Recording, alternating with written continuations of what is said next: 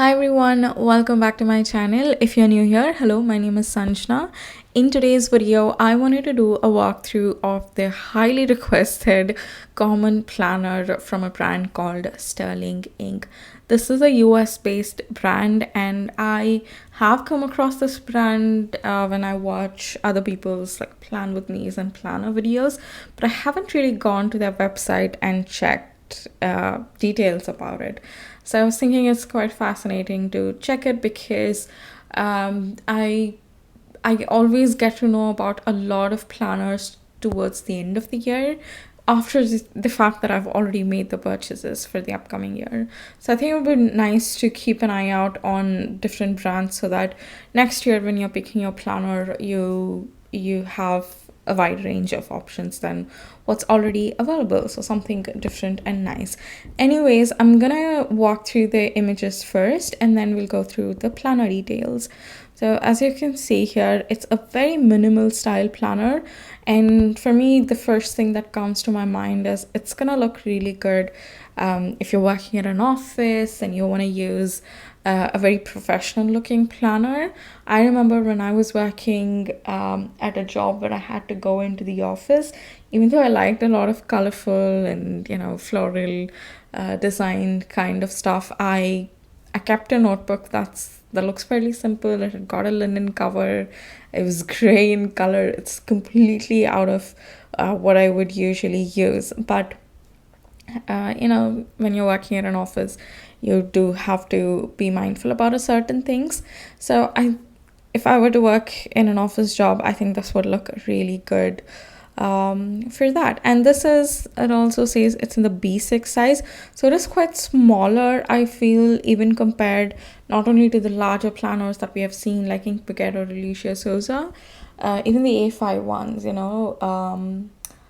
which is that India 365, that might be an A5 size planner, so it's going to be smaller than that. And I think this would be similar to Bindya Samir's planner, I guess, the size of it. And look, it looks so good. I love the gold edging details as well. It's looking very classy and nice. And from what I can see here, the weekly layout looks like it is hourly, and I cannot really see the numbers here. It'll be there in another image, or you can see it in the features. So it looks nice. The weekend, is it clubbed or not? No, the weekend is not.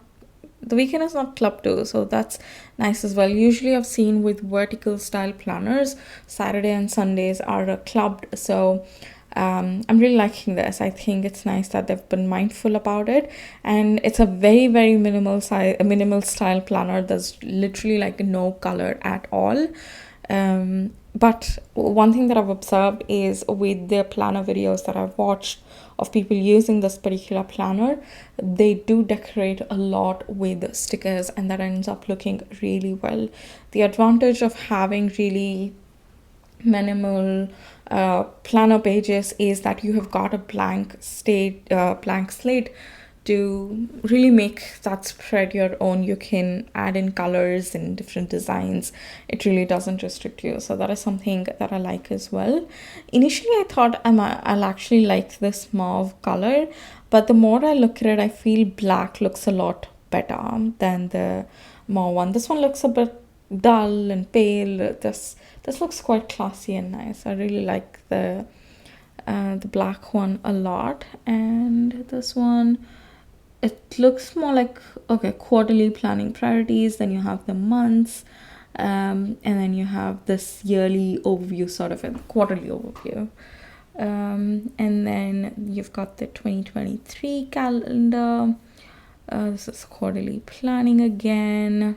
Here we have the hours. It looks like it starts from 6 a.m. You've also got a little space in the beginning. You can add your highlight of the day or any events that's pertaining to the entire day, or you can go ahead and start from 5 a.m.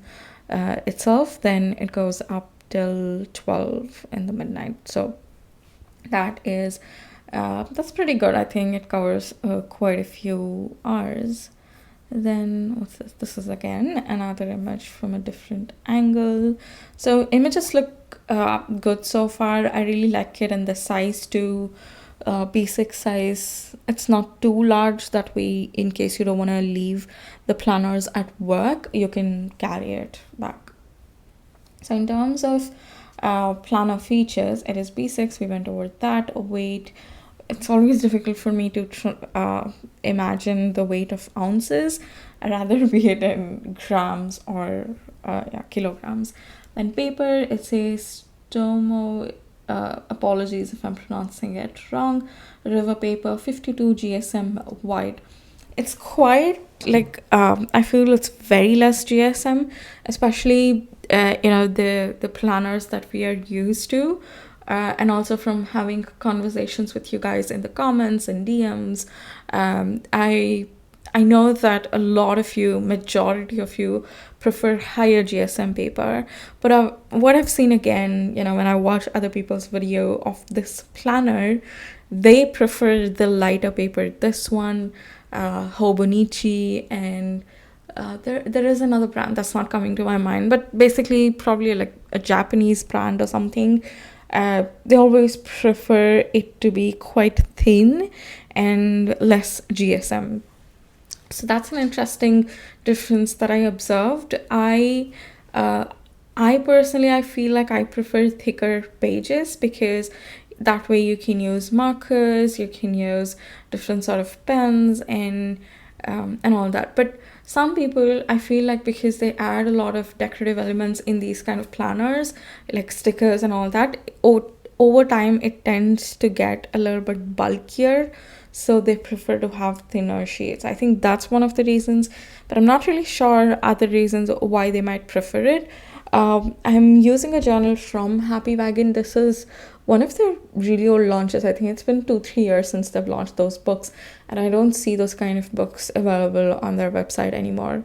But it was just like plain paper, we got it as freebies last year with a couple of planners. Last year in the sense, in 2021. We got it with the mystery box and all that. So that one too, it's quite thin paper. It's not as thin as this one. It's around 90 GSM, I guess, 80 or 90 GSM. That itself is thin, but I like the effect it has on the other side of the paper. It looks used and it looks nice. It gives a very vintagey feeling.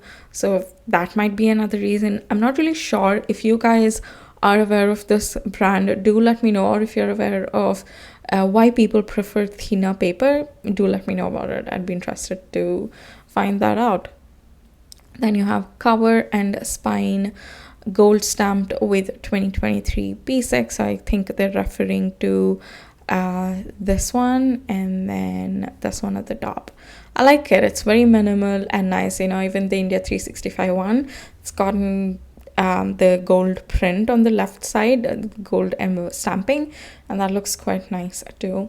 So you have 2 color options. They have one in linen. Okay, the black one is linen and the mauve is leatherette. Both are textured paper. Monday start, which is awesome. Then opens completely flat, which is quite important, I feel, in smaller sized planners. And then no holidays, minimalistic design, grid size. Okay, I think I missed that detail. The entire page is grid. It's not plain. This, I don't have any preferences really. I don't mind it to be plain or grid or squared. I think this is a lot better than having lines, because lines really restrict you. So that's completely fine, I guess. What else do we have? And then 520 pages. Planner layout, you have a yearly calendar, 2 blank page spread for either vision board, indexing, word of the year, basically any collection spreads that you want to create. Then you have goal breakdown spreads that can easily be covered with washi and used for something else. All right, and then you have quarterly pages, month and 2 pages, December 2022 to January 2024. Interesting. It looks like it's 14-month planner rather than a 12-month planner. Lately, I've been thinking a lot about 13-month planners, having December already available for the previous year. That is something nice. Or even if you don't have a full month available, I think it's nice to just have a couple of notes pages or just a monthly calendar. That'd be quite nice to pre-plan a little bit for your new planner. Write ideas. Right now I just use a regular notebook to just think about, okay, what spreads do I want to create and all that. But having that in the planner itself, it really is beneficial. And also when you're thinking about something for the next year, it's nice to have another month extra, I guess. That is something that probably I don't need. If you have the previous month, we should be good. So yeah, that's quite interesting too. Then it is vertical weekly on 2 pages, individual weekend columns, first week of January to last week of December. Okay, I think it's just a monthly calendar that they have available for 14 months, but the weekly is just available for 12 months. All right, that makes a lot more sense. Then daily pages, blank grid pages with page numbers. All right, okay, you have daily pages too. I don't think they covered that in the images. This is something nice. I remember in those videos, I remember people using it as their daily journals and all that. And I'm like, when I saw these images, okay, this is an Ali planner, and I haven't watched a lot of the videos from this of people using this planner, so I thought I might have mistaken. This is something nice. I think it's quite good. You have your both all the three, like monthly overview, weekly overview, as well as daily overview. That is something quite nice. The price for this is $48. It's $48. By the way, this is US dollars, so I feel like it's quite expensive. It's quite expensive, but you're getting, I think most of the planners these days, at least the really famous ones, are around this price. So whatever, I think it's in line with all the other options that are available in the US. For me personally, it is quite expensive for what I'm willing to spend on a planner, especially because probably if it was that floral design, something like Katie Daisy one, for that I would have happily spent. So I might be coming in with a bias as well, because this is in terms of price. You're trying to think about whether the price of a planner is actually worth it or not. Think from your perspective, would you use it? Is it something that really brings you a lot of joy? All of the different type of spreads that are covered, and based on that, you make a decision, because something that I'm willing to spend on, which I find it might be worth it, you might not share the same opinion. So regarding the price, just be mindful about that. And also another interesting thing that I saw is it's available in half year, and I'm assuming this is because because we have both weekly pages as well as daily pages. It might get a little bit bulkier, and it might be difficult for you to carry it throughout the year. So splitting it into 2 halves, I think that'll be quite good. So that's nice. The only thing is that you have to buy both. You cannot just buy it for 6 months. I think it would have been interesting to see if like, okay, let me just pick it up for 6 months and try it and see whether I'm gonna like it or not. But you have to buy both, and for this the price is $56, and this is because it's split into 2, so binding and all that. So yeah, these are my thoughts about the common planner from Sterling Inc. Let me know what you think about it. Is this something that you're open to try it out, even though you're not gonna buy it?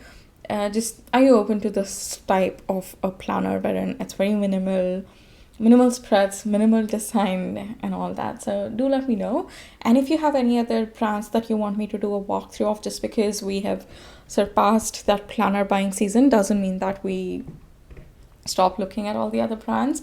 Do let me know, and I can definitely do a video on that. So alright guys, I hope you enjoyed watching this video. Do give it a thumbs up in case you did, and also subscribe if you haven't already, and I'll catch you up in tomorrow's video for weekly plan with me. Thank you so much for watching, and bye.